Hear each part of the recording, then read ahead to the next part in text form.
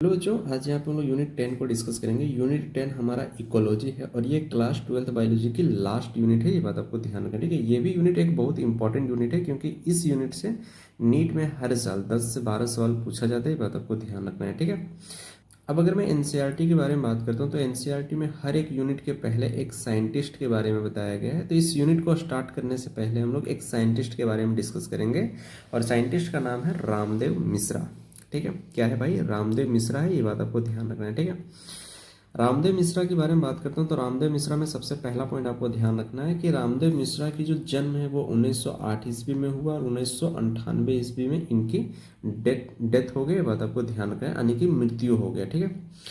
रामदेव मिश्रा को father of ecology in India, Ramdev Mishra को India की इकोलॉजी का फादर कहा जाता है। ये बात आपको ध्यान रखना है, ठीक है। यानी कि जो रामदेव मिश्रा है इसको इंडिया में इकोलॉजी का फादर कहा जाता है। ये बात आपको ध्यान रखना है, ठीक है।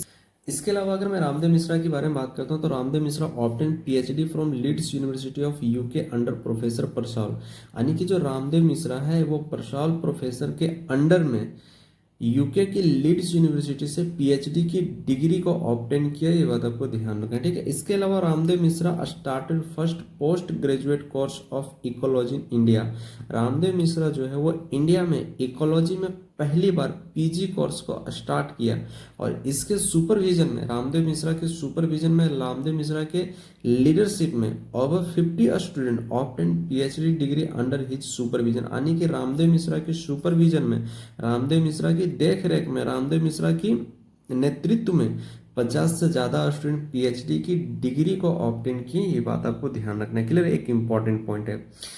इसके अलावा रामदेव मिश्रा के कंट्रीब्यूशन की वजह से, रामदेव मिश्रा के एफर्ट की वजह से रामदेव मिश्रा को 2 जगह से फेलोशिप दिया गया। पहला इंडियन नेशनल साइंस एकेडमी के द्वारा दिया गया, जिसे हम लोग शॉर्ट में INSA कहते हैं, और दूसरा फेलोशिप इसे world academy of arts and science के द्वारा दिया गया। बात आपको ध्यान रखना है, क्लियर।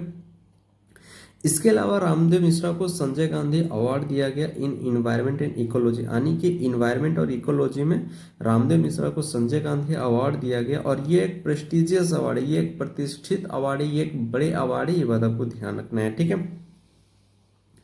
अब रामदेव मिश्रा की एफर्ट की वजह से, प्रयास की वजह से गवर्नमेंट ऑफ इंडिया यानी कि भारत सरकार ने 1972 ईस्वी में एक कमेटी का गठन किया जिसका नाम NCPC रखा।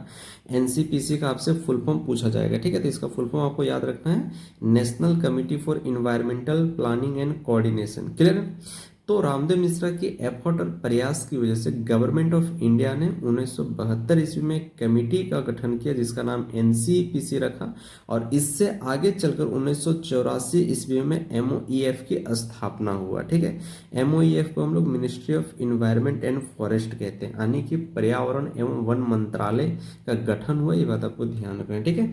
तो रामदेव मिश्रा के बारे में इतना पॉइंट आपको ध्यान रखना है, क्लियर। रामदेव मिश्रा के बारे में NCERT में तो बहुत कुछ दिया गया, लेकिन आपको NCERT में जितना पॉइंट दिया गया अगर आप पढ़ना चाहते हैं तो पढ़ सकते हैं। हर एक पॉइंट इंपॉर्टेंट नहीं है, ठीक है।